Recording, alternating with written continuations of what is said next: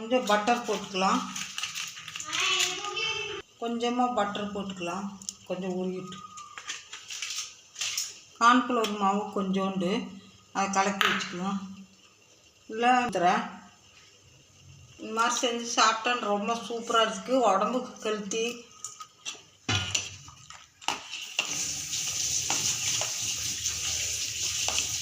ஊற்றிக்கலாம். ஸ்பூனு தான் கார்ன்ஃப்ளவர் மாவு.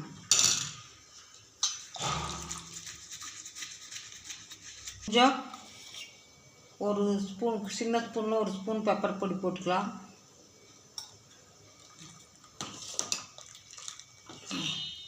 சூப்பு ரெடி ஆயாச்சு. கொஞ்சமாக வெஜிடபிள் போட்டுக்கலாம்.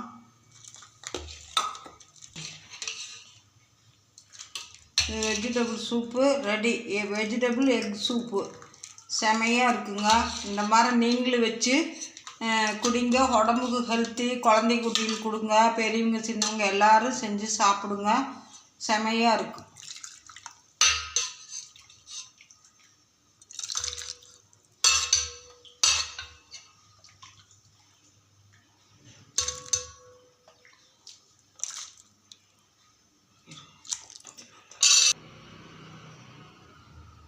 புதினா கொத்தமல்லி போட்டு.